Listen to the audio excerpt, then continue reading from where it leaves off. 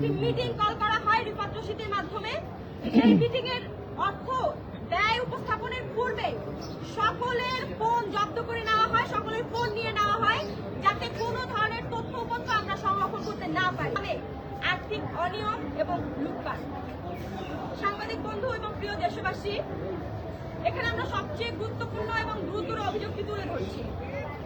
ত্রয়োদশ জাতীয় সংসদ নির্বাচনে গণভোটে হ্যায়ের পক্ষে দেশব্যাপী প্রচারণা চালানোর সিদ্ধান্ত নেয় বৈষম্য বিরোধী ছাত্র আন্দোলন।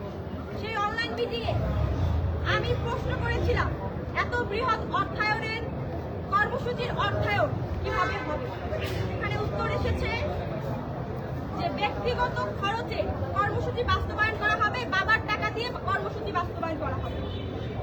কিন্তু পরবর্তীতে কোন ব্যক্তি, কোন সংগঠন কিংবা কোন প্রতিষ্ঠান থেকে ফান্ড সংগ্রহ করা হয়েছে এবং তা কিভাবে ব্যয় করা হয়েছে তা কেন্দ্রীয় মুখপাত্র, সিনিয়র যুগ্ম সাধারণ সম্পাদক, সম্মিলিত প্রাইভেট বিশ্ববিদ্যালয়ের সদস্য সচিব, আহত সেল সম্পাদক হওয়া সত্ত্বেও আমাদের কারো কাছে সেই সম্পর্কিত তথ্য উপস্থাপন করা হয়নি, বরং গোপন করা হয়েছে।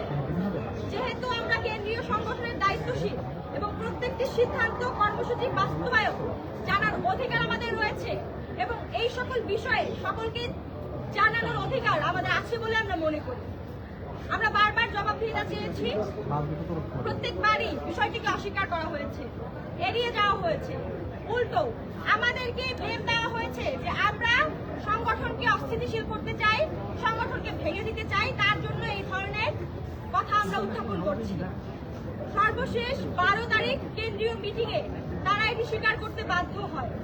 একটি ফাউন্ডেশনের মাধ্যমে কমপক্ষে 1 কোটি টাকা তারা ফান্ড সংগ্রহ করেছে।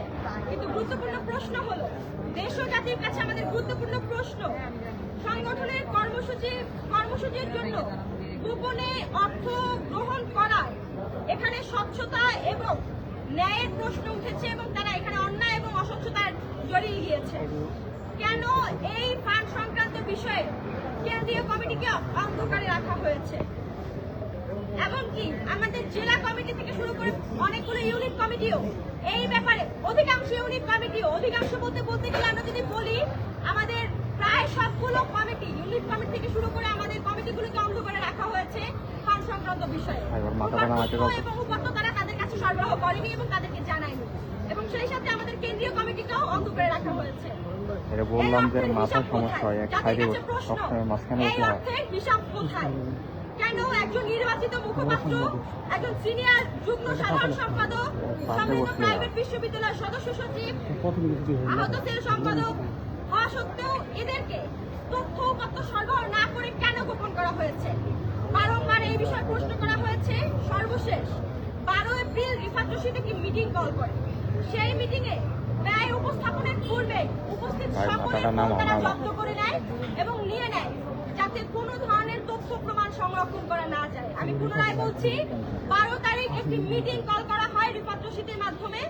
সেই মিটিং এর অর্থ ব্যয় উপস্থাপনের পূর্বে সকলের ফোন জব্দ করে নেওয়া হয়, সকলের ফোন নিয়ে নেওয়া হয়, যাতে কোনো ধরনের তথ্য উপাত্ত আমরা সংরক্ষণ করতে না পারি। আমরা স্পষ্টভাবে বলতে চাই, উপস্থাপিত হিসাব গোপন করার কারণে তা অবিশ্বাস্য, অসঙ্গতিপূর্ণ এবং গোজামিলপূর্ণ।